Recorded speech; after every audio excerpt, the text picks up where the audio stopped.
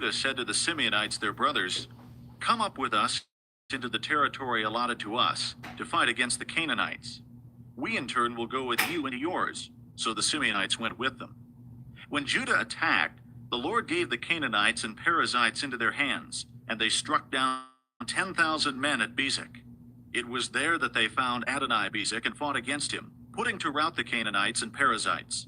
Adoni-Bezek fled, but they chased him and caught him and cut off his thumbs and big toes. Then Adoni-Bezek said, 70 kings with their thumbs and big toes cut off have picked up scraps under my table. Now God has paid me back for what I did to them. They brought him to Jerusalem, and he died there. The men of Judah attacked Jerusalem also and took it. They put the city to the sword and set it on fire. After that, the men of Judah went down to fight against the Canaanites living in the hill country, the Negev, and the western foothills. They advanced against the Canaanites living in Hebron, formerly called Kiriath Arba, and defeated Sheshai, Ahiman, and Talmai. From there they advanced against the people living in Debir, formerly called Kiriath Sepher. And Caleb said, "I will give my daughter Achsah in marriage to the man who attacks and captures Kiriath Sepher." Othniel, son of Kenaz, Caleb's younger brother, took it. So Caleb gave his daughter Achsah to him in marriage.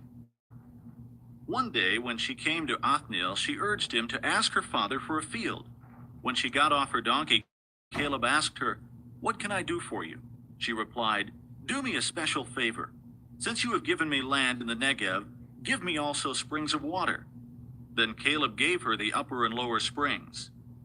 The descendants of Moses' father-in-law, the Kenite, went up from the city of palms with the men of Judah to live among the people of the desert of Judah in the Negev near Arid. Then the men of Judah went with the Simeonites, their brothers, and attacked the Canaanites living in Zephath, and they totally destroyed the city. Therefore it was called Hormah. The men of Judah also took Gaza, Ashkelon, and Ekron, each city with its territory. The Lord was with the men of Judah. They took possession of the hill country, but they were unable to drive the people from the plains because they had iron chariots. As Moses had promised, Hebron was given to Caleb, who drove from it the 3 sons of Anak. The Benjamites, however, failed to dislodge the Jebusites who were living in Jerusalem. To this day, the Jebusites live there with the Benjamites. Now the house of Joseph attacked Bethel, and the Lord was with them. When they sent men to spy out Bethel, formerly called Luz, the spies saw a man coming out of the city, and they said to him, "Show us how to get into the city, and we will see that you are treated well." So he showed them, and they put the city to the sword, but spared the man and his whole family. He then went to the land of the Hittites, where he built a city and called it Luz, which is its name to this day. But Manasseh did not drive out the people of Bethshan, or Taanach, or Dor, or Ibleam, or Megiddo, and their surrounding settlements, for the Canaanites were determined to live in that land. When Israel became strong, they pressed the Canaanites into forced labor, but never drove them out completely. Nor did Ephraim drive out the Canaanites living in Gezer, but the Canaanites continued to live there among them. Neither did Zebulun drive out the Canaanites living in Kitron, or Nahalol, who remained among them, but they did subject them to forced labor. Nor did Asher drive out those living in Akko, or Zidon, or Ahlab, or Akzib, or Helba, or Aphek, or Rehob. And because of this, the people of Asher lived among the Canaanite inhabitants of the land. Neither did Naphtali drive out those living in Beth-Shemesh or Beth-Anath. But the Naphtalites too lived among the Canaanite inhabitants of the land, and those living in Beth-Shemesh and Beth-Anath became forced laborers for them. The Amorites confined the Danites to the hill country, not allowing them to come down into the plain. And the Amorites were determined also to hold out in Mount Heres, Ajalon, and Shaalbim. But when the power of the house of Joseph increased, they too were pressed into forced labor. The boundary of the Amorites was from Scorpion Pass to Selah and beyond. Chapter 2.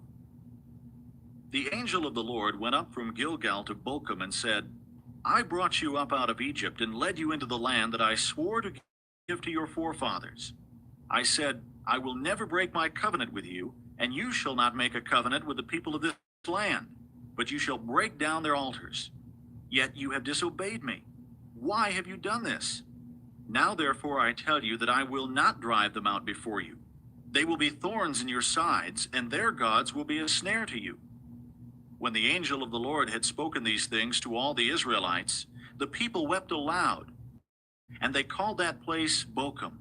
There they offered sacrifices to the Lord. After Joshua had dismissed the Israelites, they went to take possession of the land, each to his own inheritance. The people served the Lord throughout the lifetime of Joshua and of the elders who outlived him and who had seen all the great things the Lord had done for Israel. Joshua, son of Nun, the servant of the Lord, died at the age of 110, and they buried him in the land of his inheritance, at Timnath-Heres, in the hill country of Ephraim, north of Mount Gaash. After that whole generation had been gathered to their fathers, another generation grew up, who knew neither the Lord nor what he had done for Israel. Then the Israelites did evil in the eyes of the Lord and served the Baals. They forsook the Lord, the God of their fathers, who had brought them out of Egypt. They followed and worshipped various gods of the peoples around them. They provoked the Lord to anger because they forsook him and served Baal and the Ashtoreths. In his anger against Israel, the Lord handed them over to raiders who plundered them. He sold them to their enemies all around, whom they were no longer able to resist. Whenever Israel went out to fight, the hand of the Lord was against them to defeat them, just as he had sworn to them. They were in great distress. Then the Lord raised up judges who saved them out of the hands of these raiders. Yet they would not listen to their judges, but prostituted themselves to other gods and worshipped them. Unlike their fathers, they quickly turned from the way in which their fathers had walked, the way of obedience to the Lord's commands. Whenever the Lord raised up a judge for them, he was with the judge and saved them out of the hands of their enemies as long as the judge lived.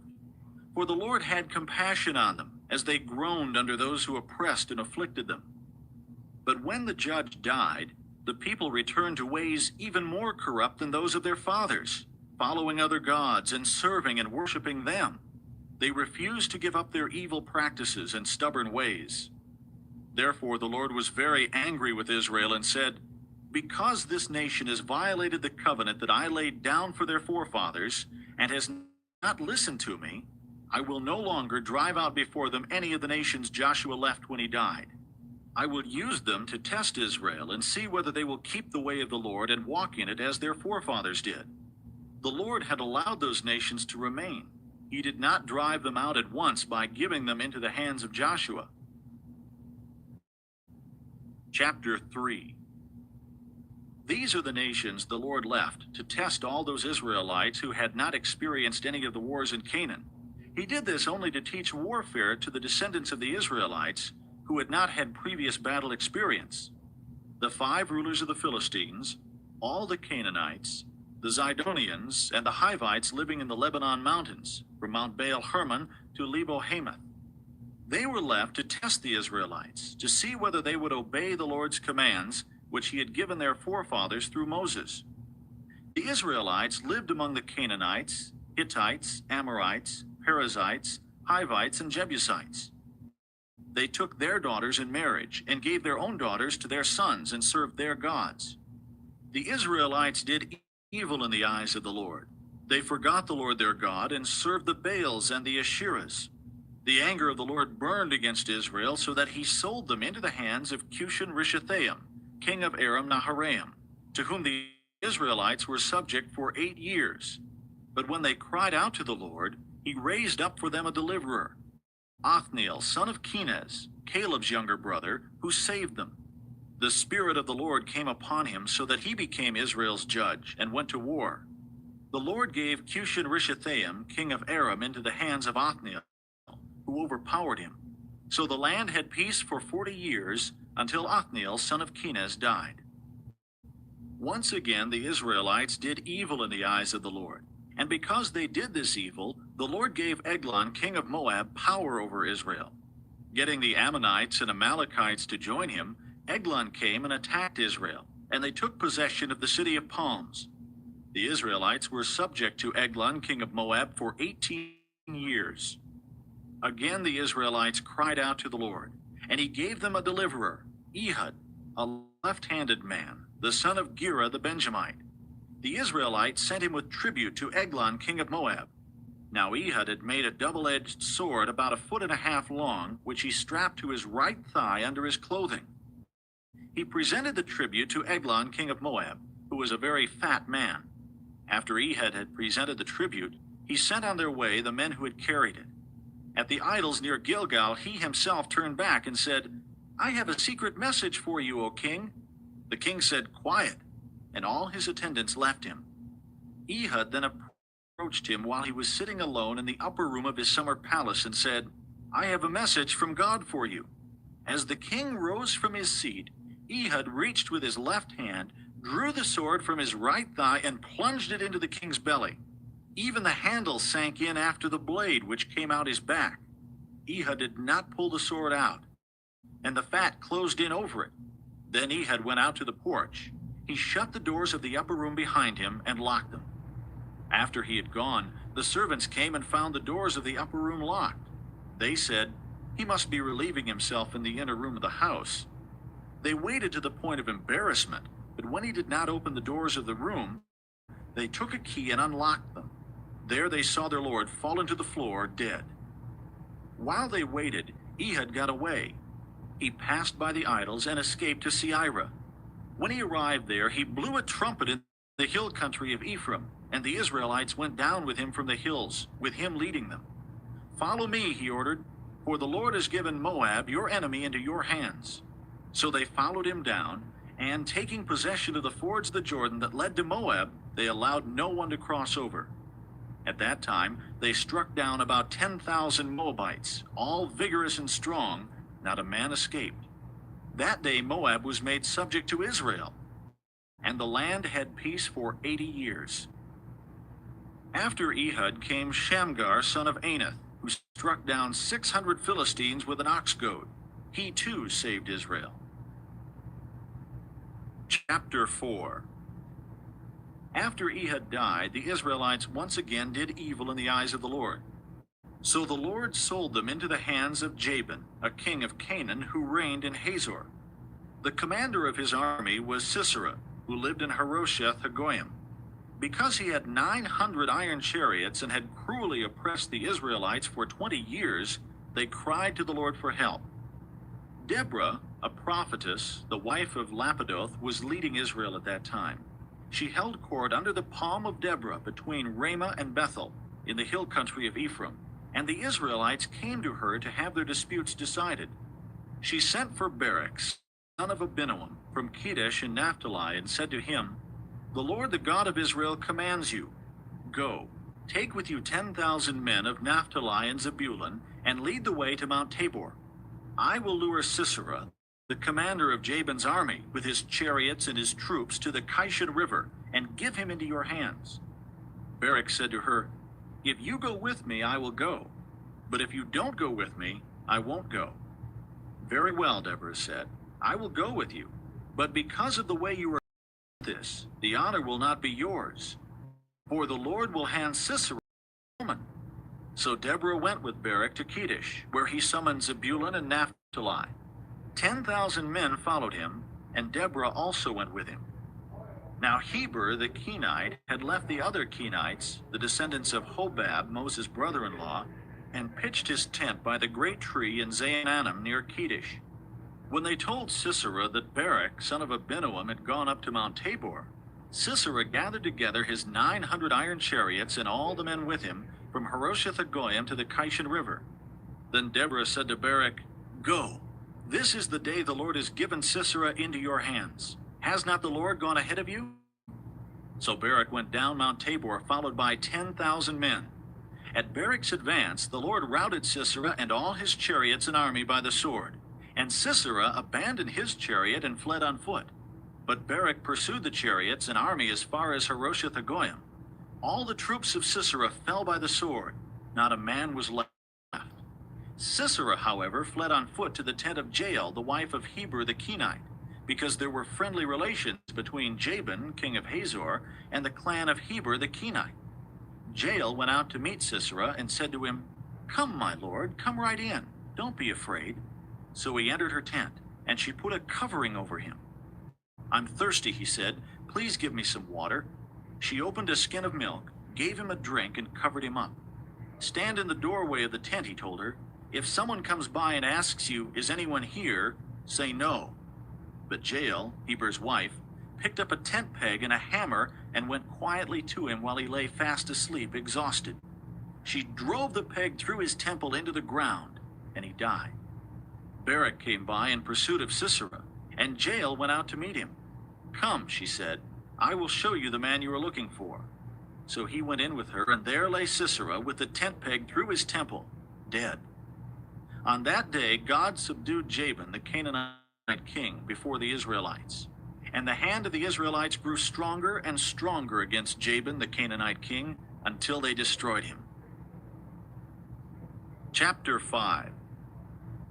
On that day, Deborah and Barak, son of Abinoam, sang this song. When the princes in Israel take the lead, when the people willingly offer themselves, praise the Lord. Hear this, you kings. Listen, you rulers. I will sing to the Lord. I will sing. I will make music to the Lord, the God of Israel. O Lord, when you went out from Seir, when you marched from the land of Edom, the earth shook, the heavens poured, the clouds poured down water.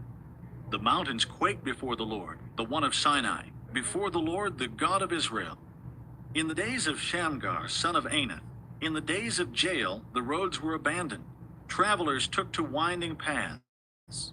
Village life in Israel ceased until I, Deborah, arose a mother in Israel. When they chose new gods, war came to the city gates, and not a shield or spear was seen among 40,000 in Israel. My heart is with Israel's princes, with the willing volunteers among the people. Praise the Lord. You who ride on white donkeys, sitting on your saddle blankets, and you who walk along the road, consider the voice of the singers at the watering places. They recite the righteous acts of the Lord, the righteous acts of his warriors in Israel. Then the people of the Lord went down to the city gates. Wake up, Deborah. Wake up, break out in song. Arise, O Barak. Take captive your captives, O son of Abinoam. Then the men who were left came down to the nobles. The people of the Lord came to me with the mighty. Some came from Ephraim, whose roots were in Amalek. Benjamin was with the people who followed you. From Machir, captains came down. From Zebulun, those who bear a commander's staff. The princes of Issachar were with Deborah. Yes, Issachar was with Barak, rushing after him into the valley. In the districts of Reuben there was much searching of heart. Why did you stay among the campfires to hear the whistling for the flocks? In the districts of Reuben there was much searching of heart. Gilead stayed beyond the Jordan. And Dan, why did he linger by the ships? Asher remained on the coast and stayed in his coves. The people of Zebulun risked their very lives. So did Naphtali on the heights of the field. Kings came. They fought.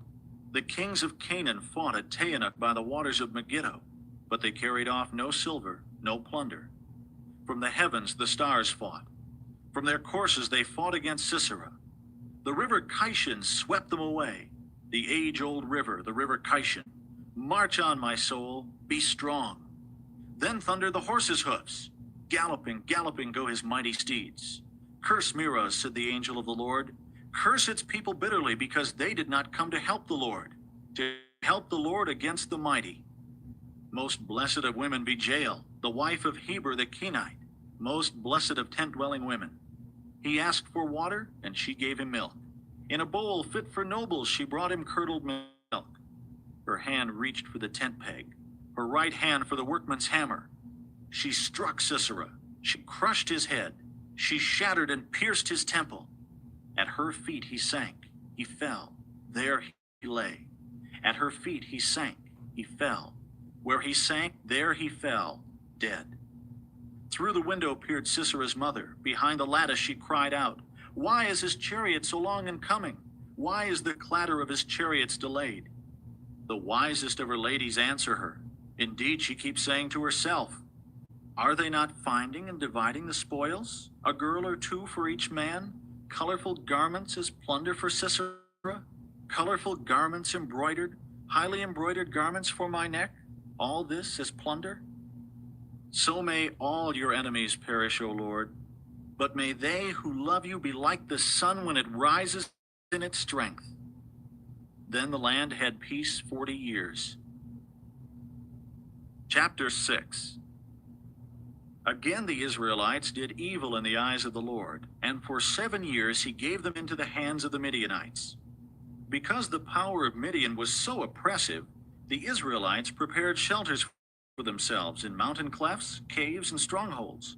Whenever the Israelites planted their crops, the Midianites, Amalekites, and other eastern peoples invaded the country. They camped on the land and ruined the crops all the way to Gaza, and did not spare a living thing for Israel, neither sheep, nor cattle, nor donkeys. They came up with their livestock in their tents like swarms of locusts. It was impossible to count the men and their camels. They invaded the land to ravage it. Midian so impoverished the Israelites that they cried out to the Lord for help. When the Israelites cried to the Lord because of Midian, he sent them a prophet who said, "This is what the Lord, the God of Israel, says. I brought you up out of Egypt, out of the land of slavery. I snatched you from the power of Egypt and from the hand of all your oppressors. I drove them from before you and gave you their land.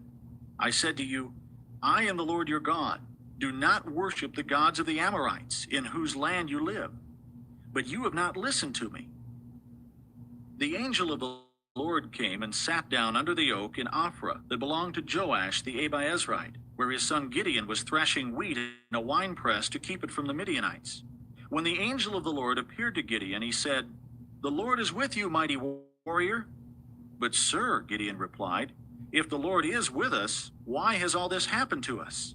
Where are all his wonders that our fathers told us about when they said, 'Did not the Lord bring us up out of Egypt?' But now the Lord has abandoned us and put us into the hand of Midian." The Lord turned to him and said, "Go in the strength you have and save Israel out of Midian's hand. Am I not sending you?" "But Lord," Gideon asked, "how can I save Israel? My clan is the weakest in Manasseh, and I am the least in my family." The Lord answered, "I will be with you, and you will strike down all the Midianites together." Gideon replied, "If now I have found favor in your eyes, give me a sign that it is really you talking to me. Please do not go away until I come back and bring my offering and set it before you." And the Lord said, "I will wait until you return." Gideon went in, prepared a young goat, and from an ephah of flour he made bread without yeast. Putting the meat in a basket and its broth in a pot, he brought them out and offered them to him under the oak. The angel of God said to him, "Take the meat and the unleavened bread, place them on this rock, and pour out the broth." And Gideon did so. With the tip of the staff that was in his hand, the angel of the Lord touched the meat and the unleavened bread. Fire flared from the rock, consuming the meat and the bread, and the angel of the Lord disappeared. When Gideon realized that it was the angel of the Lord, he exclaimed, "Ah, sovereign Lord, I have seen the angel of the Lord face to face." But the Lord said to him, "Peace, do not be afraid. You are not going to die." So Gideon built an altar to the Lord there and called it, "The Lord is Peace." To this day it stands in Ophrah of the Abiezrites. That same night the Lord said to him, "Take the second bull from your father's herd, the one 7 years old. Tear down your father's altar to Baal and cut down the Asherah pole beside it. Then build a proper kind of altar to the Lord your God on the top of this height. Using the wood of the Asherah pole that you cut down, offer the second bull as a burnt offering." So Gideon took 10 of his servants and did as the Lord told him. But because he was afraid of his family and the men of the town, he did it at night rather than in the daytime. In the morning, when the men of the town got up, there was Baal's altar demolished, with the Asherah pole beside it cut down, and the second bull sacrificed on the newly built altar. They asked each other, "Who did this?" When they carefully investigated, they were told, "Gideon, son of Joash, did it." The men of the town demanded of Joash, "Bring out your son. He must die because he has broken down Baal's altar and cut down the Asherah pole beside it." But Joash replied to the hostile crowd around him, "Are you going to plead Baal's cause?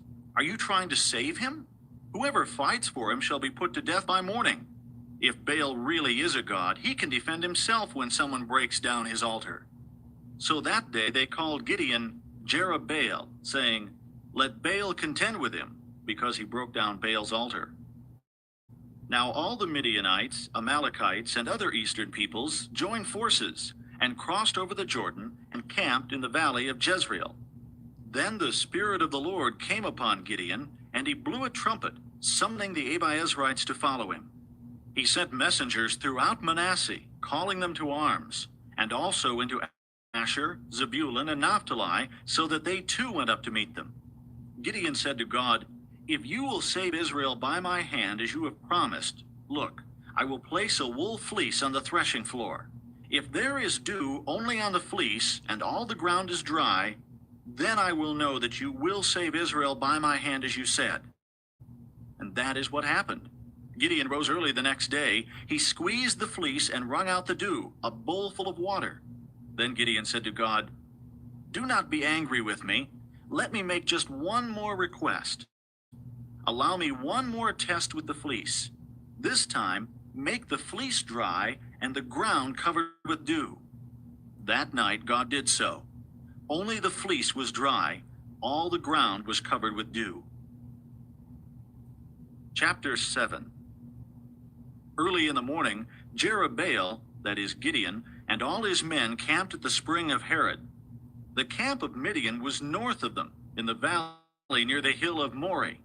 The Lord said to Gideon, "You have too many men for me to deliver Midian into their hands. In order that Israel may not boast against me that her own strength has saved her, announce now to the people, anyone who trembles with fear may turn back and leave Mount Gilead." So 22,000 men left, while 10,000 remained. But the Lord said to Gideon, "There are still too many men. Take them down to the water, and I will sift them for you there. If I say, 'This one shall go with you,' he shall go. But if I say, 'This one shall not go with you,' he shall not go." So Gideon took the men down to the water. There the Lord told him, "Separate those who lap the water with their tongues like a dog from those who kneel down to drink." 300 men lapped with their hands to their mouths. All the rest got down on their knees to drink. The Lord said to Gideon, "With the 300 men that lapped, I will save you and give the Midianites into your hands. Let all the other men go, each to his own place."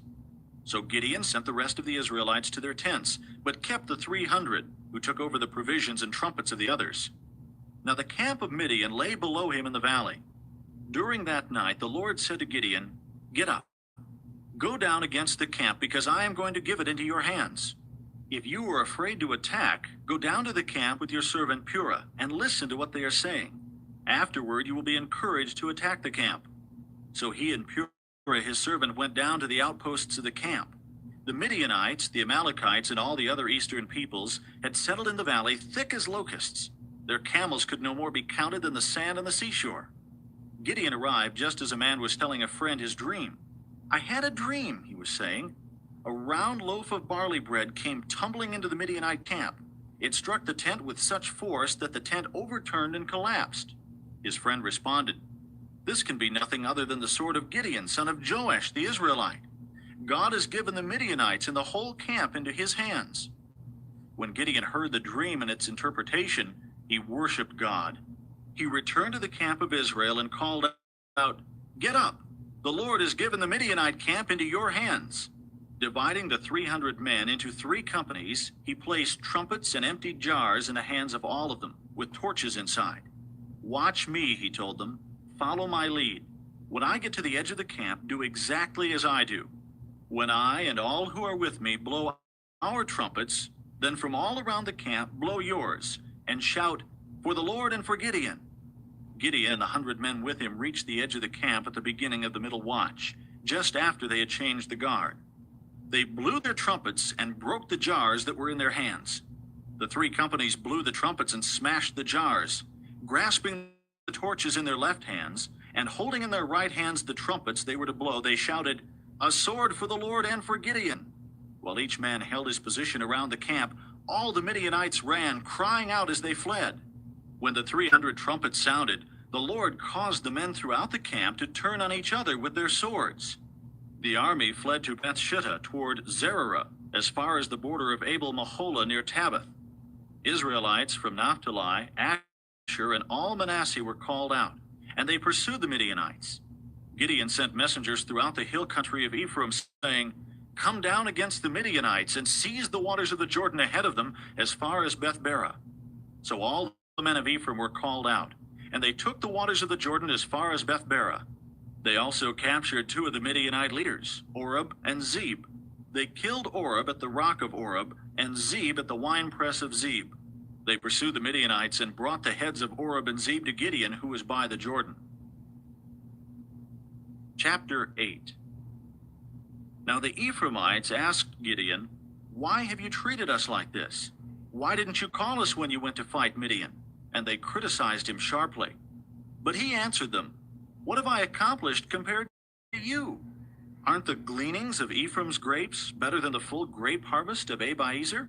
God gave Oreb and Zeb, the Midianite leaders, into your hands. What was I able to do compared to you?" At this, their resentment against him subsided. Gideon and his 300 men, exhausted yet keeping up the pursuit, came to the Jordan and crossed it. He said to the men of Succoth, "Give my troops some bread. They are worn out, and I am still pursuing Zebah and Zalmunna, the kings of Midian."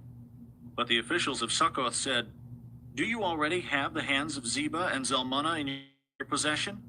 Why should we give bread to your troops?" Then Gideon replied, "Just for that, when the Lord has given Zebah and Zalmunna into my hand, I will tear your flesh with desert thorns and briars." From there he went up to Peniel and made the same request of them. But they answered as the men of Succoth had. So he said to the men of Peniel, "When I return in triumph, I will tear down this tower." Now Zebah and Zalmunna were in Karkor, with a force of about 15,000 men, all that were left of the armies of the eastern peoples. 120,000 swordsmen had fallen. Gideon went up by the route of the nomads, east of Nobah and Jogbehah, and fell upon the unsuspecting army. Zebah and Zalmunna, the 2 kings of Midian, fled, but he pursued them and captured them, routing their entire army. Gideon, son of Joash, then returned from the battle by the pass of Heres. He caught a young man of Succoth and questioned him, and the young man wrote down for him the names of the 77 officials of Succoth, the elders of the town. Then Gideon came and said to the men of Succoth, "Here are Zebah and Zalmunna, about whom you taunted me by saying, 'Do you already have the hands of Zebah and Zalmunna in your possession? Why should we give bread to your exhausted men?' He took the elders of the town and taught the men of Succoth a lesson by punishing them with desert thorns and briars. He also pulled down the tower of Peniel and killed the men of the town. Then he asked Zebah and Zalmunna, 'What kind of men did you kill at Tabor?' 'Men like you,' they answered, 'each one with the bearing of a prince.' Gideon replied, 'Those were my brothers, the sons of my own mother. As surely as the Lord lives, if you had spared their lives, I would not kill you.' Turning to Jether, his oldest son, he said, 'Kill them.' But Jether did not draw his sword because he was only a boy and was afraid. Zebah and Zalmunna said, 'Come, do it yourself. As is the man, so is his strength.' So Gideon stepped forward and killed them, and took the ornaments off their camels' necks. The Israelites said to Gideon, 'Rule over us, you, your son, and your grandson, because you have saved us out of the hand of Midian.' But Gideon told them, 'I will not rule over you, nor will my son rule over you. The Lord will rule over you.' And he said, 'I do have one request, that each of you give me an earring from your share of the plunder.' It was the custom of the Ishmaelites to wear gold earrings. They answered, 'We'll be glad to give them.' So they spread out a garment, and each man threw a ring from his plunder onto it. The weight of the gold rings he asked for came to 1,700 shekels, not counting the ornaments, the pendants, and the purple garments worn by the kings of Midian, or the chains that were on their camels' necks. Gideon made the gold into an ephod, which he placed in Ophrah, his town. All Israel prostituted themselves by worshiping it there, and it became a snare to Gideon and his family. Thus Midian was subdued before the Israelites and did not raise its head again. During Gideon's lifetime, the land enjoyed peace 40 years. Jerubbaal, son of Joash, went back home to live. He had 70 sons of his own, for he had many wives. His concubine, who lived in Shechem, also bore him a son, whom he named Abimelech.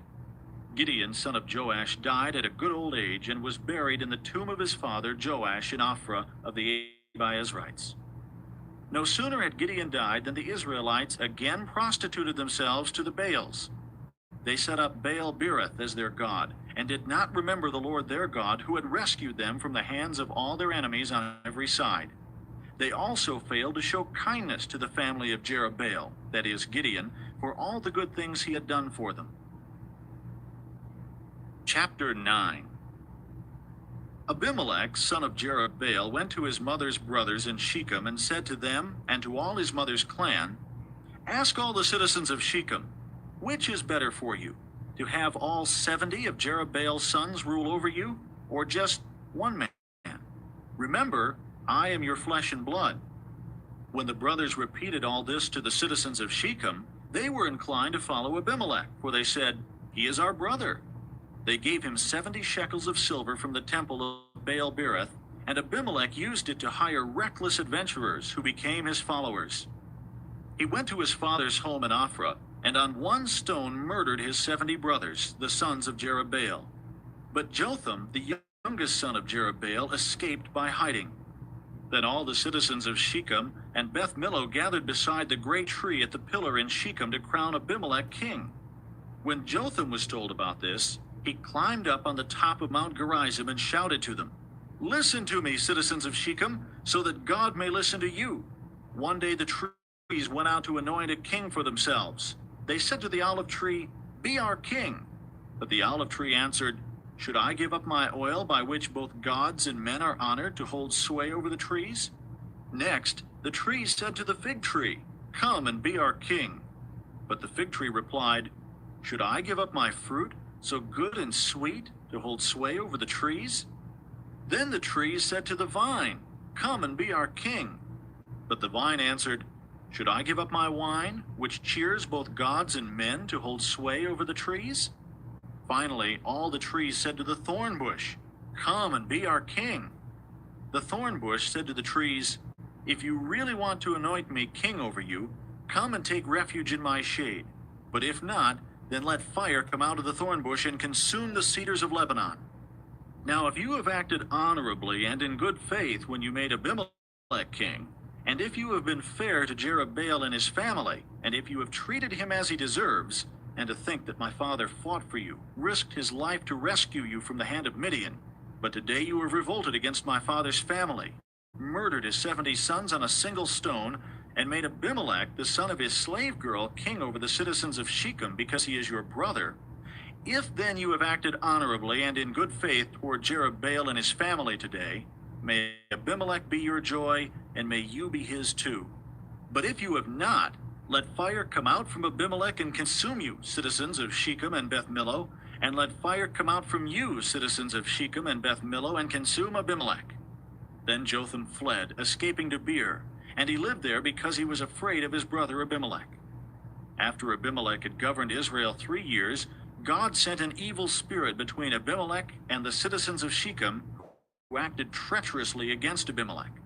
God did this in order that the crime against Jerubbaal's 70 sons, the shedding of their blood, might be avenged on their brother Abimelech and on the citizens of Shechem who had helped him murder his brothers.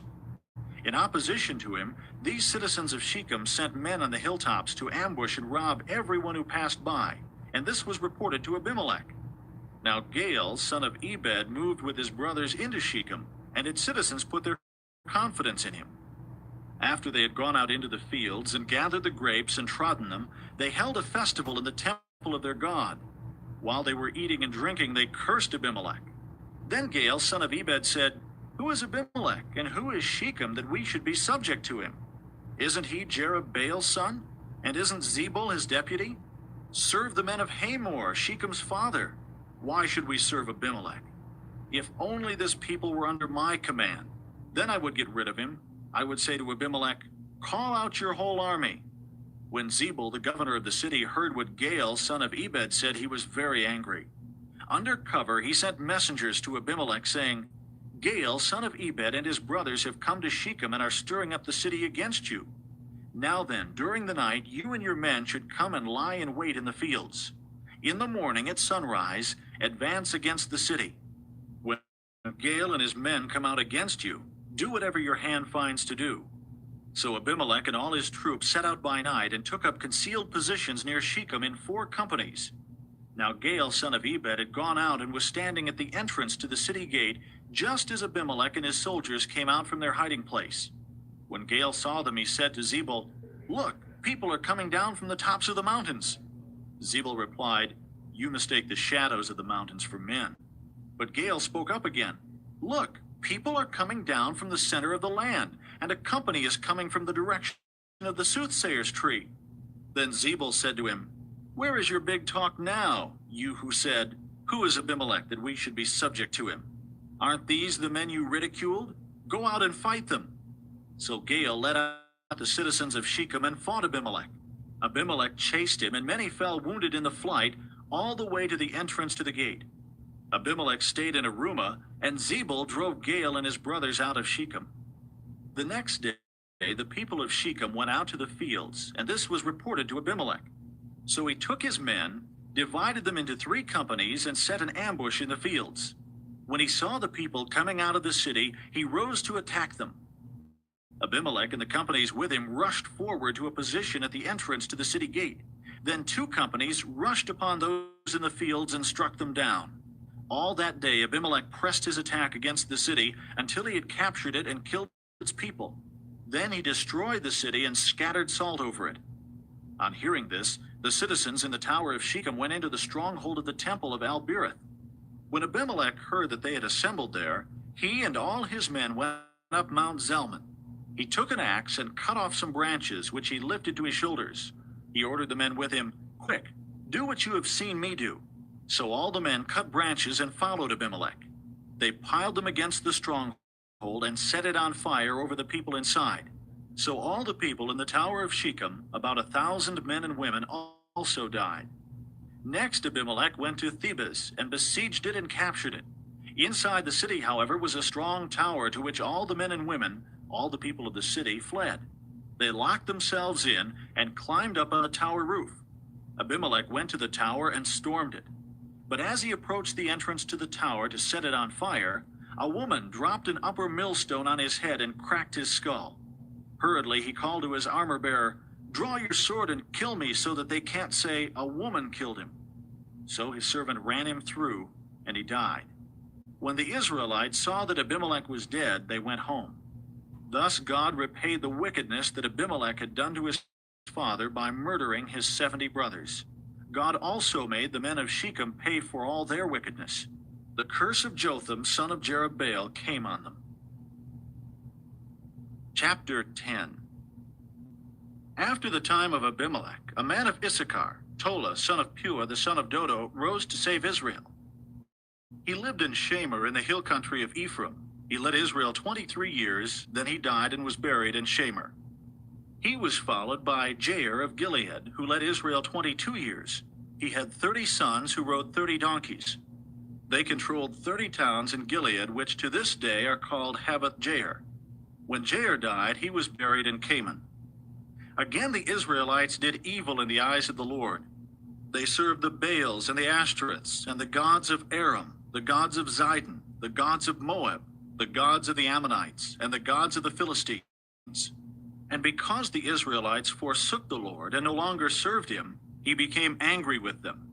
He sold them into the hands of the Philistines and the Ammonites, who that year shattered and crushed them. For 18 years they oppressed all the Israelites on the east side of the Jordan in Gilead, the land of the Amorites. The Ammonites also crossed the Jordan to fight against Judah, Benjamin, and the house of Ephraim, and Israel was in great distress. Then the Israelites cried out to the Lord, "We have sinned against you, forsaking our God and serving the Baals." The Lord replied, "When the Egyptians, the Amorites, the Ammonites, the Philistines, the Zidonians, the Amalekites, and the Maonites oppressed you, and you cried to me for help, did I not save you from their hands? But you have forsaken me and served other gods, so I will no longer save you. Go and cry out to the gods you have chosen. Let them save you when you are in trouble." But the Israelites said to the Lord, "We have sinned. Do with us whatever you think best, but please rescue us now." Then they got rid of the foreign gods among them and served the Lord. And he could bear Israel's misery no longer. When the Ammonites were called to arms and camped in Gilead, The Israelites assembled and camped at Mizpah. The leaders of the people of Gilead said to each other, "Whoever will launch the attack against the Ammonites will be the head of all those living in Gilead." Chapter 11. Jephthah the Gileadite was a mighty warrior. His father was Gilead. His mother was a prostitute. Gilead's wife also bore him sons, and when they were grown up, they drove Jephthah away. "You are not going to get any inheritance in our family," they said, "because you are the son of another woman." So Jephthah fled from his brothers and settled in the land of Tob, where a group of adventurers gathered around him and followed him. Sometime later, when the Ammonites made war on Israel, the elders of Gilead went to get Jephthah from the land of Tob. "Come," they said, "be our commander so we can fight the Ammonites." Jephthah said to them, "Didn't you hate me and drive me from my father's house? Why do you come to me now, when you're in trouble?" The elders of Gilead said to him, "Nevertheless, we are turning to you now. Come with us to fight the Ammonites, and you will be our head over all who live in Gilead." Jephthah answered, "Suppose you take me back to fight the Ammonites, and the Lord gives them to me. Will I really be your head?" The elders of Gilead replied, "The Lord is our witness. We will certainly do as you say." So Jephthah went with the elders of Gilead, and the people made him head and commander over them. And he repeated all his words before the Lord in Mizpah. Then Jephthah sent messengers to the Ammonite king with the question, "What do you have against us that you have attacked our country?" The king of the Ammonites answered Jephthah's messengers, "When Israel came up out of Egypt, they took away my land from the Arnon to the Jabbok, all the way to the Jordan. Now give it back peaceably." Jephthah sent back messengers to the Ammonite king, saying, "This is what Jephthah says. Israel did not take the land of Moab or the land of the Ammonites. But when they came up out of Egypt, Israel went through the desert to the Red Sea and on to Kadesh. Then Israel sent messengers to the king of Edom, saying, 'Give us permission to go through your country.'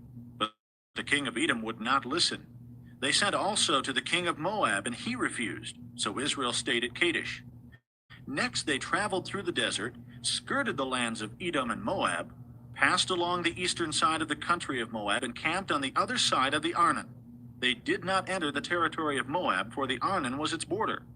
Then Israel sent messengers to Sihon, king of the Amorites, who ruled in Heshbon, and said to him, 'Let us pass through your country to our own place.' Sihon, however, did not trust Israel to pass through his territory. He mustered all his men and encamped at Jahaz and fought with Israel.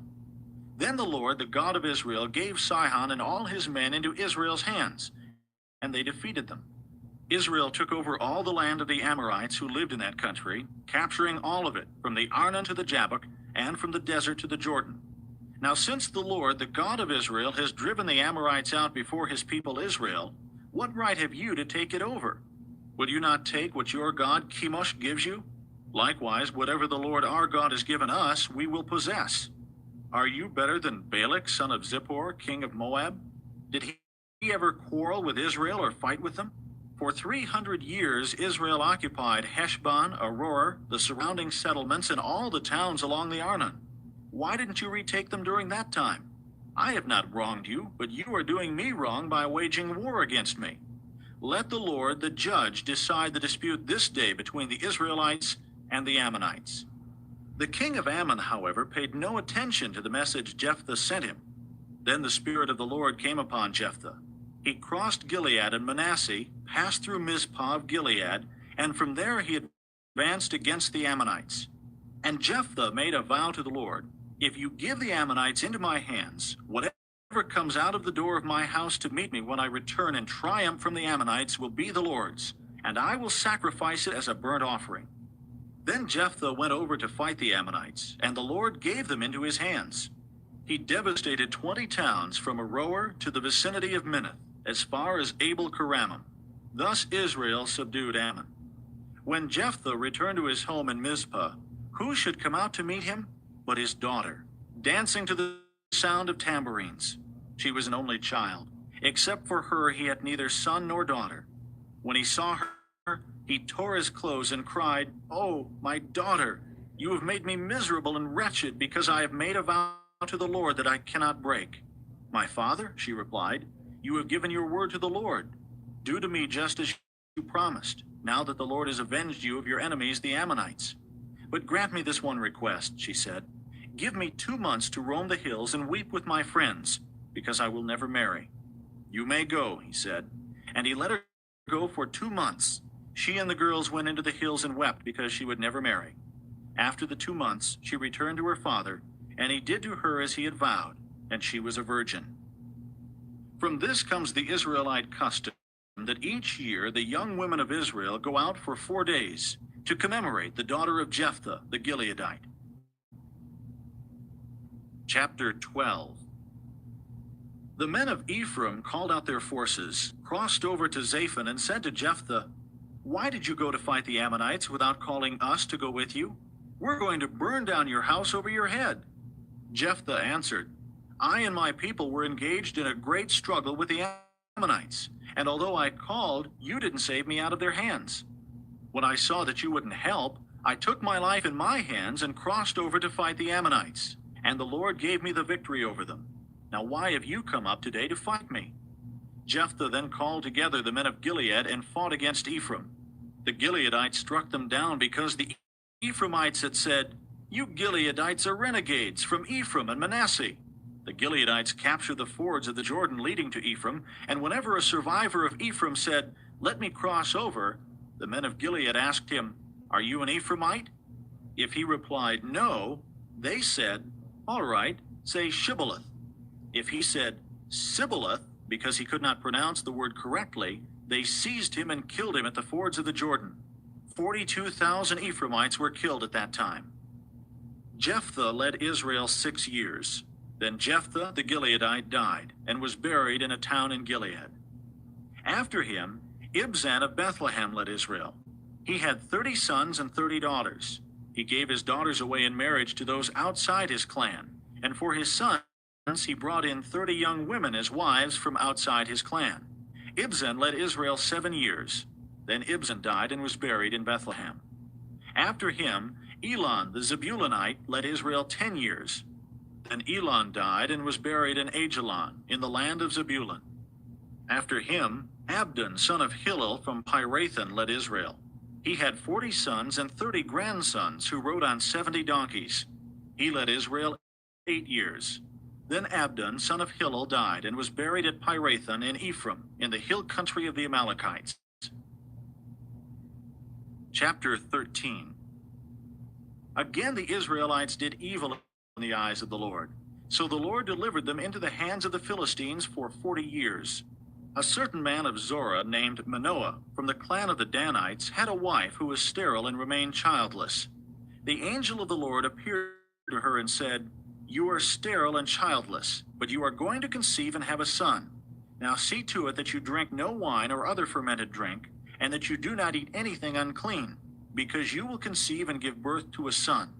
No razor may be used on his head, because the boy is to be a Nazirite, set apart to God from birth, and he will begin the deliverance of Israel from the hands of the Philistines." Then the woman went to her husband and told him, "A man of God came to me. He looked like an angel of God, very awesome. I didn't ask him where he came from, and he didn't tell me his name. But he said to me, 'You will conceive and give birth to a son. Now then, drink no wine or other fermented drink, and do not eat anything unclean, because the boy will be a Nazirite of God, from birth until the day of his death.' Then Manoah prayed to the Lord, 'O Lord, I beg you, let the man of God you sent to us come again to teach us how to bring up the boy who is to be born.' God heard Manoah, and the angel of God came again to the woman while she was out in the field. But her husband Manoah was not with her. The woman hurried to tell her husband, 'He's here, the man who appeared to me the other day.' Manoah got up and followed his wife. When he came to the man, he said, 'Are you the one who talked to my wife?' 'I am,' he said. So Manoah asked him, 'When your words are fulfilled, what is to be the rule for the boy's life and work?' The angel of the Lord answered, 'Your wife must do all that I have told her. She must not eat anything that comes from the grapevine, nor drink any wine or other fermented drink, nor eat anything unclean. She must do everything I have commanded her.' Manoah said to the angel of the Lord, 'We would like you to stay until we prepare a young goat for you.' The angel of the Lord replied, 'Even though you detain me, I will not eat any of your food. But if you prepare a burnt offering, offer it to the Lord.' Manoah did not realize that it was the angel of the Lord. Then Manoah inquired of the angel of the Lord, "What is your name, so that we may honor you when your word comes true?" He replied, "Why do you ask my name? It is beyond understanding." Then Manoah took a young goat, together with a grain offering, and sacrificed it on a rock to the Lord. And the Lord did an amazing thing while Manoah and his wife watched. As the flame blazed up from the altar toward heaven, the angel of the Lord ascended in the flame. Seeing this, Manoah and his wife fell with their faces to the ground. When the angel of the Lord did not show himself again to Manoah and his wife, Manoah realized that it was the angel of the Lord. "We are doomed to die," he said to his wife. "We have seen God." But his wife answered, "If the Lord had meant to kill us, he would not have accepted a burnt offering and grain offering from our hands, nor shown us all these things, or now told us this." The woman gave birth to a boy and named him Samson. He grew, and the Lord blessed him, and the Spirit of the Lord began to stir him while he was in Mahanadan between Zorah and Eshtaol. Chapter 14. Samson went down to Timnah and saw there a young Philistine woman. When he returned, he said to his father and mother, "I have seen a Philistine woman in Timnah. Now get her for me as my wife." His father and mother replied, "Isn't there an acceptable woman among your relatives or among all our people? Must you go to the uncircumcised Philistines to get a wife?" But Samson said to his father, "Get her for me. She's the right one for me." His parents did not know that this was from the Lord, who was seeking an occasion to confront the Philistines, for at that time they were ruling over Israel. Samson went down to Timnah together with his father and mother. As they approached the vineyards of Timnah, suddenly a young lion came roaring toward him. The Spirit of the Lord came upon him in power, so that he tore the lion apart with his bare hands, as he might have torn a young goat. But he told neither his father nor his mother what he had done. Then he went down and talked with the woman, and he liked her. Some time later, when he went back to marry her, he turned aside to look at the lion's carcass. In it was a swarm of bees and some honey, which he scooped out with his hand and ate as he went along. When he rejoined his parents, he gave them some, and they too ate it. But he did not tell them that he had taken the honey from the lion's carcass. Now his father went down to see the woman, and Samson made a feast there, as was customary for bridegrooms. When he appeared, he was given 30 companions. "Let me tell you a riddle," Samson said to them. "If you can give me the answer within the 7 days of the feast, I will give you 30 linen garments and 30 sets of clothes. If you can't tell me the answer, you must give me 30 linen garments and 30 sets of clothes." "Tell us your riddle," they said. "Let's hear it." He replied, "Out of the eater something to eat, out of the strong something sweet." For 3 days they could not give the answer. On the 4th day they said to Samson's wife, "Coax your husband into explaining the riddle for us, or we will burn you and your father's household to death. Did you invite us here to rob us?" Then Samson's wife threw herself on him, sobbing, "You hate me. You don't really love me. You've given my people a riddle, but you haven't told me the answer." "I haven't even explained it to my father or mother," he replied. "So why should I explain it to you?" She cried the whole 7 days of the feast. So on the 7th day he finally told her, because she continued to press him. She in turn explained the riddle to her people. Before sunset on the 7th day, the men of the town said to him, "What is sweeter than honey? What is stronger than a lion?" Samson said to them, "If you had not plowed with my heifer, you would not have solved my riddle." Then the Spirit of the Lord came upon him in power. He went down to Ashkelon, struck down 30 of their men, stripped them of their belongings, and gave their clothes to those who had explained the riddle. Burning with anger, he went up to his father's house, and Samson's wife was given to the friend who had attended him at his wedding. Chapter 15. Later on, at the time of wheat harvest, Samson took a young goat and went to visit his wife. He said, "I am going to my wife's room," but her father would not let him go in. "I was so sure you thoroughly hated her," he said, "that I gave her to your friend. Isn't her younger sister more attractive? Take her instead." Samson said to them, "This time I have a right to get even with the Philistines. I will really harm them." So he went out and caught 300 foxes and tied them tail to tail in pairs. He then fastened a torch to every pair of tails, lit the torches, and let the foxes loose in the standing grain of the Philistines. He burned up the shocks and standing grain, together with the vineyards and olive groves. When the Philistines asked, "Who did this?" they were told, "Samson, the Timnite's son-in-law, because his wife was given to his friend." So the Philistines went up and burned her and her father to death. Samson said to them, "Since you've acted like this, I won't stop until I get my revenge on you." He attacked them viciously and slaughtered many of them. Then he went down and stayed in a cave in the rock of Etam. The Philistines went up and camped in Judah, spreading out near Lehi. The men of Judah asked, "Why have you come to fight us?" "We have come to take Samson prisoner," they answered, "to do to him as he did to us." Then 3,000 men from Judah went down to the cave in the rock of Etam and said to Samson, "Don't you realize that the Philistines are rulers over us? What have you done to us?" He answered, "I merely did to them what they did to me." They said to him, "We've come to tie you up and hand you over to the Philistines." Samson said, "Swear to me that you won't kill me yourselves." "Agreed," they answered. "We will only tie you up and hand you over to them. We will not kill you." So they bound him with 2 new ropes and led him up from the rock. As he approached Lehi, the Philistines came toward him shouting. The Spirit of the Lord came upon him in power. The ropes on his arms became like charred flax, and the bindings dropped from his hands. Finding a fresh jawbone of a donkey, he grabbed it and struck down 1,000 men. Then Samson said, "With a donkey's jawbone I have made donkeys of them. With a donkey's jawbone I have killed 1,000 men." When he finished speaking, he threw away the jawbone, and the place was called Ramoth Lehi. Because he was very thirsty, he cried out to the Lord, "You have given your servant this great victory. Must I now die of thirst and fall into the hands of the uncircumcised?" Then God opened up the hollow place in Lehi, and water came out of it. When Samson drank, his strength returned and he revived. So the spring was called En-Hakkore, and it is still there in Lehi.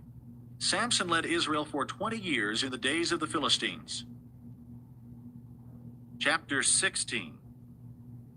One day Samson went to Gaza, where he saw a prostitute.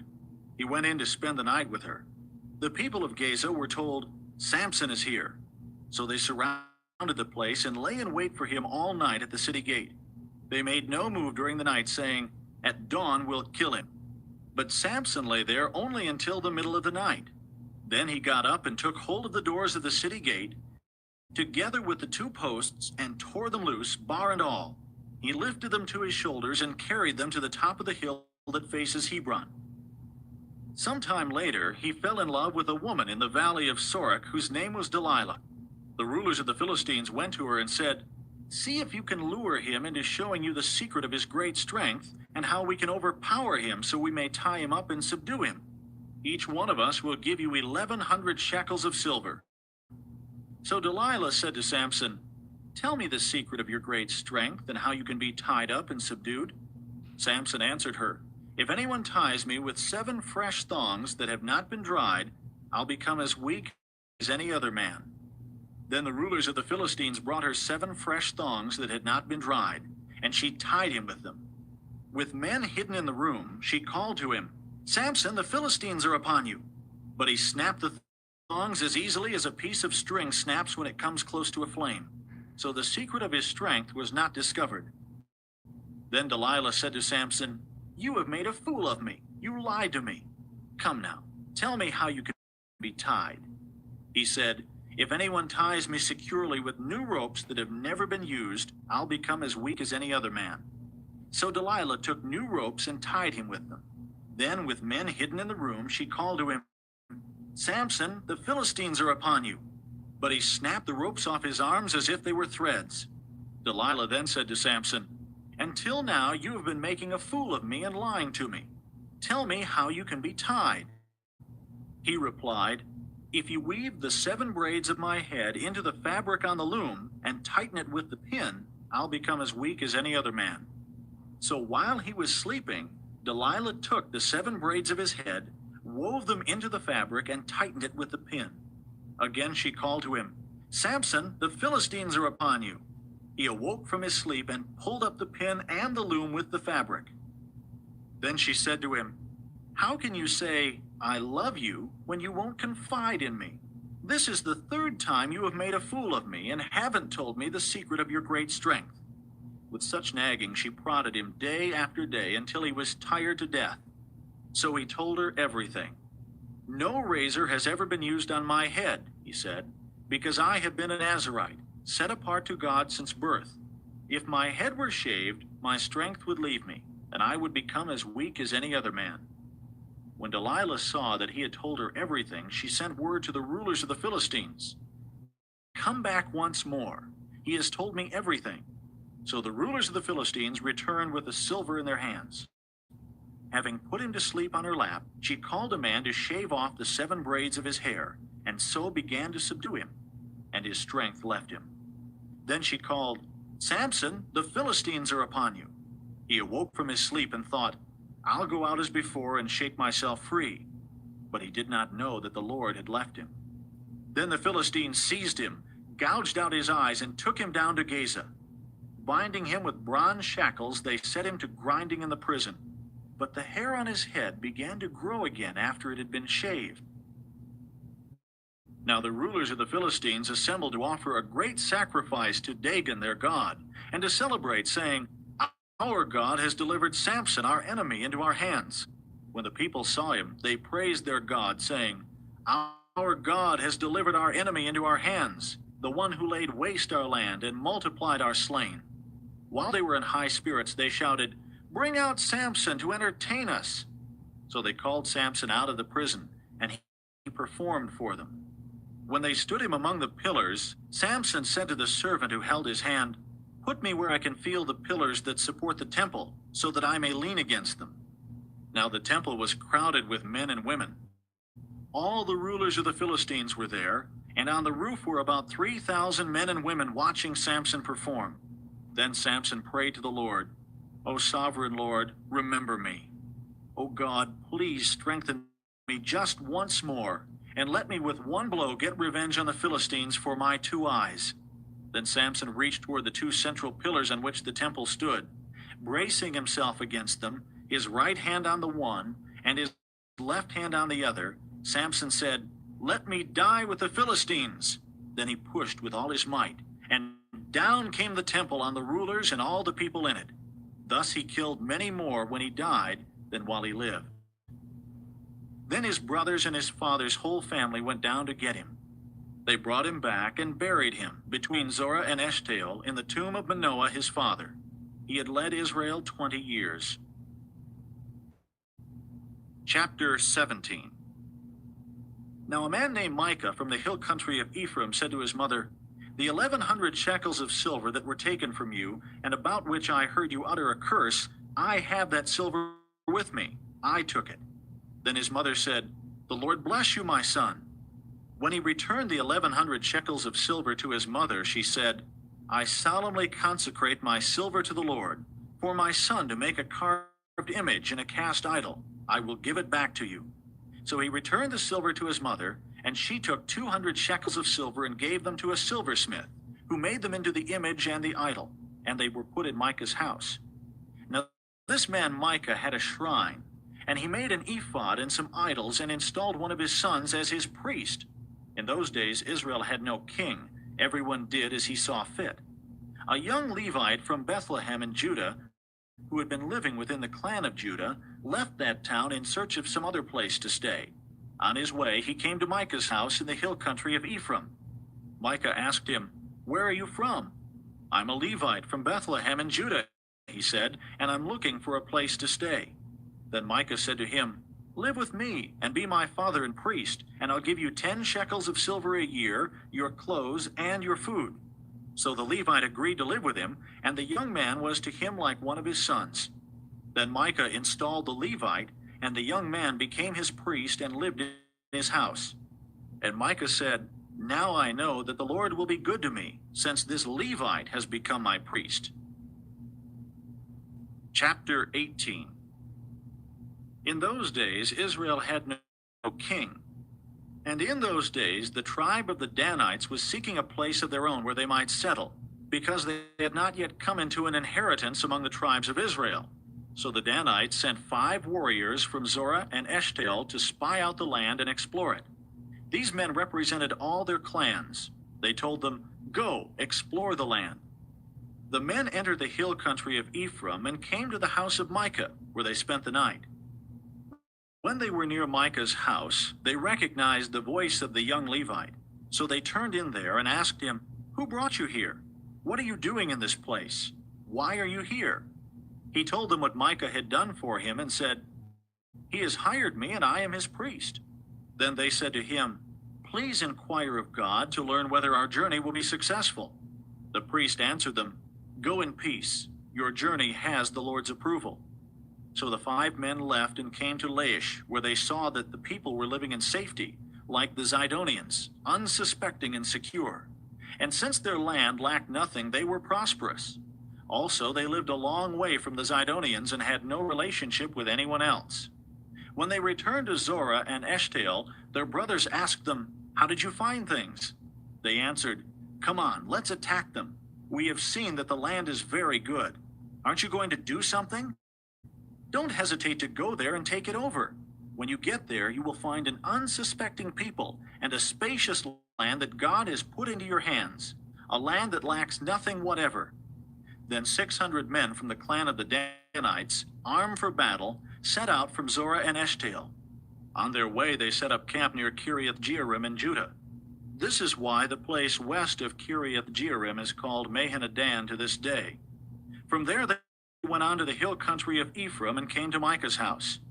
Then the 5 men who had spied out the land of Laish said to their brothers, "Do you know that one of these houses has an ephod, other household gods, a carved image, and a cast idol? Now you know what to do." So they turned in there and went to the house of the young Levite at Micah's place and greeted him. The 600 Danites, armed for battle, stood at the entrance to the gate. The 5 men who had spied out the land went inside and took the carved image, the ephod, the other household gods, and the cast idol, while the priest and the 600 armed men stood at the entrance to the gate.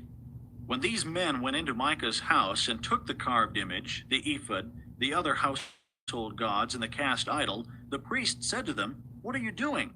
They answered him, "Be quiet. Don't say a word. Come with us and be our father and priest. Isn't it better that you serve a tribe and clan in Israel as priest rather than just one man's household?" Then the priest was glad. He took the ephod, the other household gods, and the carved image and went along with the people. Putting their little children, their livestock, and their possessions in front of them, they turned away and left. When they had gone some distance from Micah's house, the men who lived near Micah were called together and overtook the Danites. As they shouted after them, the Danites turned and said to Micah, "What's the matter with you that you called out your men to fight?" He replied, "You took the gods I made and my priest and went away. What else do I have? How can you ask what's the matter with you?" The Danites answered, "Don't argue with us, or some hot-tempered men will attack you, and you and your family will lose your lives." So the Danites went their way, and Micah, seeing that they were too strong for him, turned around and went back home. Then they took what Micah had made and his priest and went on to Laish, against a peaceful and unsuspecting people. They attacked them with the sword and burned down their city. There was no one to rescue them because they lived a long way from Zidon and had no relationship with anyone else. The city was in a valley near Beth Rehob. The Danites rebuilt the city and settled there. They named it Dan, after their forefather Dan, who was born to Israel, though the city used to be called Laish. There the Danites set up for themselves the idols, and Jonathan, son of Gershom, the son of Moses, and his sons were priests for the tribe of Dan until the time of the captivity of the land. They continued to use the idols Micah had made, all the time the house of God was in Shiloh. Chapter 19. In those days, Israel had no king. Now a Levite who lived in a remote area in the hill country of Ephraim took a concubine from Bethlehem in Judah, but she was unfaithful to him. She left him and went back to her father's house in Bethlehem, Judah. After she had been there 4 months, her husband went to her to persuade her to return. He had with him his servant and 2 donkeys. She took him into her father's house, and when her father saw him, he gladly welcomed him. His father-in-law, the girl's father, prevailed upon him to stay, so he remained with him 3 days, eating and drinking and sleeping there. On the 4th day they got up early, and he prepared to leave. But the girl's father said to his son-in-law, "Refresh yourself with something to eat, then you can go." So the two of them sat down to eat and drink together. Afterward the girl's father said, "Please stay tonight and enjoy yourself."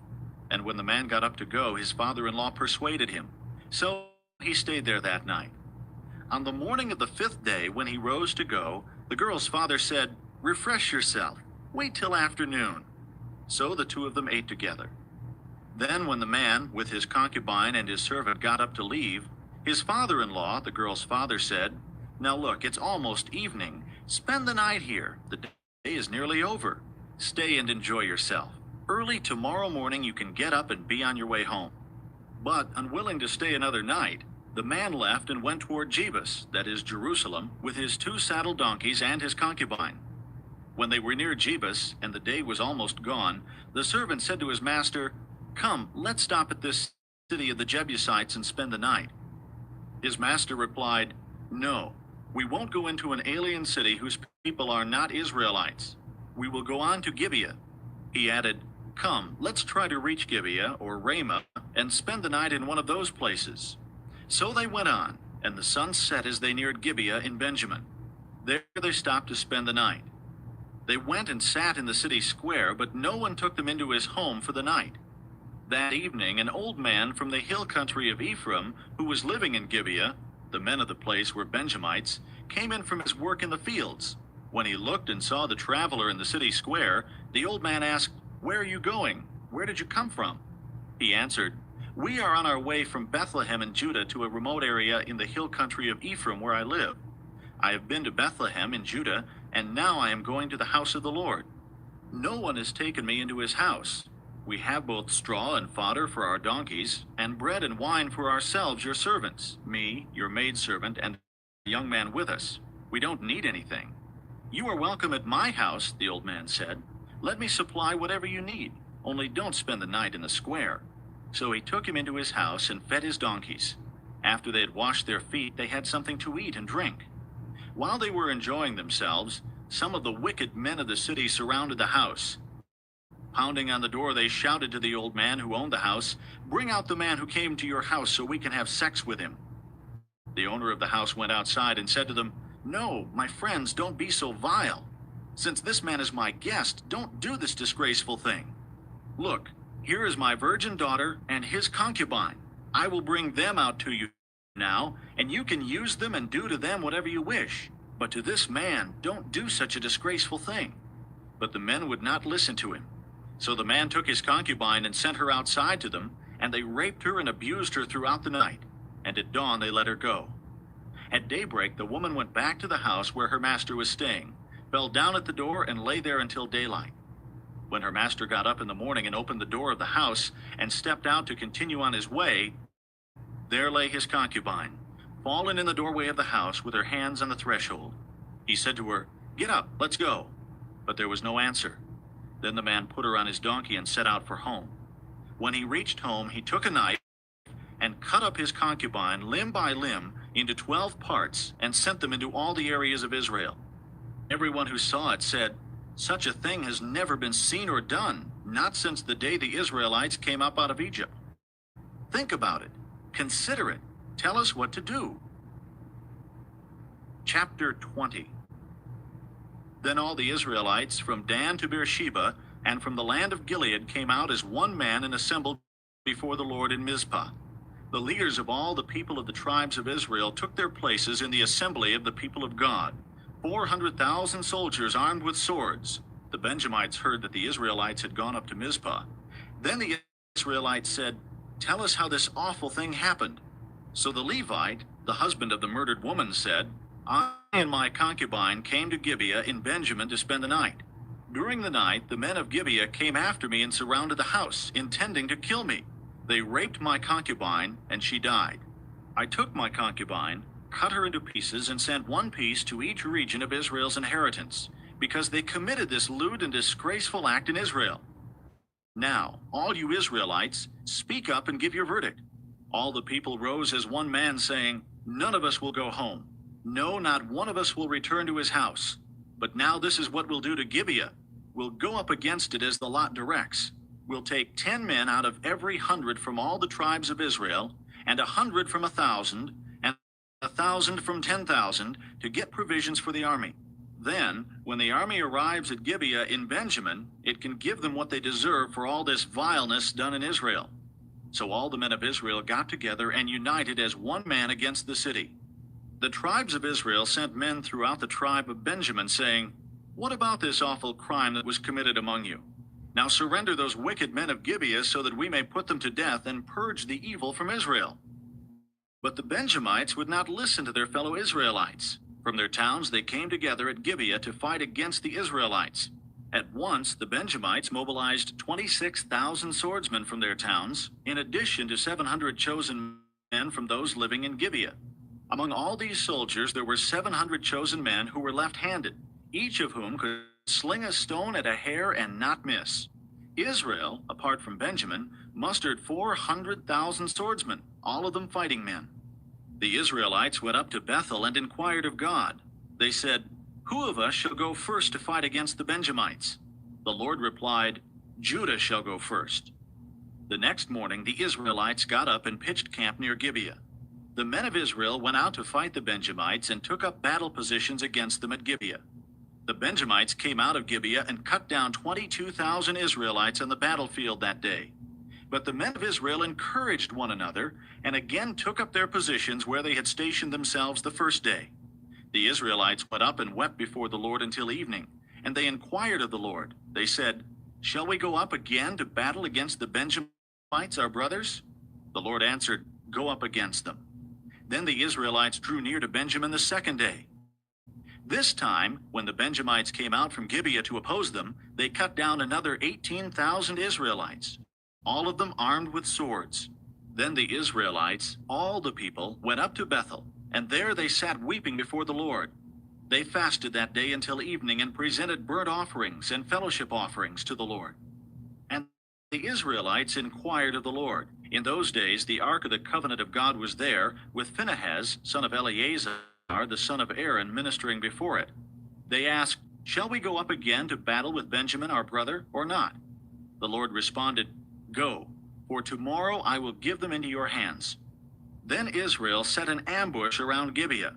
They went up against the Benjamites on the third day and took up positions against Gibeah as they had done before. The Benjamites came out to meet them and were drawn away from the city.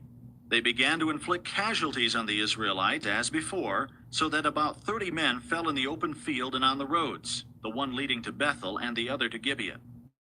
While the Benjamites were saying, "We are defeating them as before," the Israelites were saying, "Let's retreat and draw them away from the city to the roads."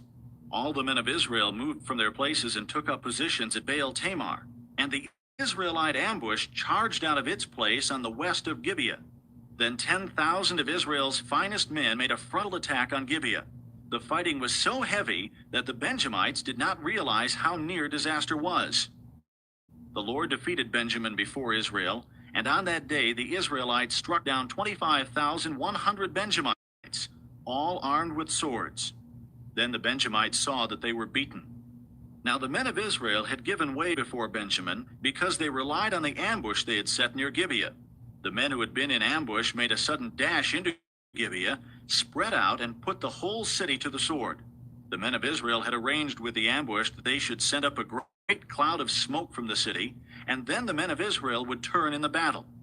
The Benjamites had begun to inflict casualties on the men of Israel, about 30, and they said, "We are defeating them as in the first battle." But when the column of smoke began to rise from the city, the Benjamites turned and saw the smoke of the whole city going up into the sky. Then the men of Israel turned on them, and the men of Benjamin were terrified because they realized that disaster had come upon them. So they fled before the Israelites in the direction of the desert, but they could not escape the battle. And the men of Israel who came out of the towns cut them down there. They surrounded the Benjamites, chased them, and easily overran them in the vicinity of Gibeah on the east. 18,000 Benjamites fell, all of them valiant fighters. As they turned and fled toward the desert to the rock of Rimmon, the Israelites cut down 5,000 men along the roads. They kept pressing after the Benjamites as far as Gidom, and struck down 2,000 more. On that day, 25,000 Benjamite swordsmen fell, all of them valiant fighters. But 600 men turned and fled into the desert to the rock of Rimmon, where they stayed 4 months. The men of Israel went back to Benjamin and put all the towns to the sword, including the animals and everything else they found. All the towns they came across they set on fire. Chapter 21. The men of Israel had taken an oath at Mizpah. Not one of us will give his daughter in marriage to a Benjamite. The people went to Bethel, where they sat before God until evening, raising their voices and weeping bitterly. "O Lord, the God of Israel," they cried, "why has this happened to Israel? Why should one tribe be missing from Israel today?" Early the next day, the people built an altar and presented burnt offerings and fellowship offerings. Then the Israelites asked, "Who from all the tribes of Israel has failed to assemble before the Lord?" For they had taken a solemn oath that anyone who failed to assemble before the Lord at Mizpah should certainly be put to death. Now the Israelites grieved for their brothers, the Benjamites. "Today, one tribe is cut off from Israel," they said. "How can we provide wives for those who are left, since we have taken an oath by the Lord not to give them any of our daughters in marriage?" Then they asked, "Which one of the tribes of Israel failed to assemble before the Lord at Mizpah?" They discovered that no one from Jabesh Gilead had come to the camp for the assembly. For when they counted the people, they found that none of the people of Jabesh Gilead were there. So the assembly sent 12,000 fighting men with instructions to go to Jabesh Gilead and put to the sword those living there, including the women and children. "This is what you are to do," they said. "Kill every male and every woman who is not a virgin." They found among the people living in Jabesh Gilead 400 young women who had never slept with a man, and they took them to the camp at Shiloh in Canaan. Then the whole assembly sent an offer of peace to the Benjamites at the rock of Rimmon. So the Benjamites returned at that time, and were given the women of Jabesh Gilead who had been spared. But there were not enough for all of them. The people grieved for Benjamin because the Lord had made a gap in the tribes of Israel. And the elders of the assembly said, "With the women of Benjamin destroyed, how shall we provide wives for the men who are left? The Benjamite survivors must have heirs," they said, "so that a tribe of Israel will not be wiped out. We can't give them our daughters as wives, since we Israelites have taken this oath, 'Cursed be anyone who gives a wife to a Benjamite.' But look, there is the annual festival of the Lord in Shiloh, to the north of Bethel, and east of the road that goes from Bethel to Shechem, and to the south of Lebonah." So they instructed the Benjamites, saying, "Go and hide in the vineyards and watch. When the girls of Shiloh come out to join in the dancing, then rush from the vineyards, and each of you seize a wife from the girls of Shiloh, and go to the land of Benjamin. When their fathers or brothers complain to us, we will say to them, 'Do us a kindness by helping them, because we did not get wives for them during the war, and you are innocent, since you did not give your daughters to them.'" So that is what the Benjamites did. While the girls were dancing, each man caught one and carried her off to be his wife. Then they returned to their inheritance and rebuilt the towns and settled in them. At that time the Israelites left that place and went home to their tribes and clans, each to his own inheritance. In those days, Israel had no king. Everyone did as he saw fit.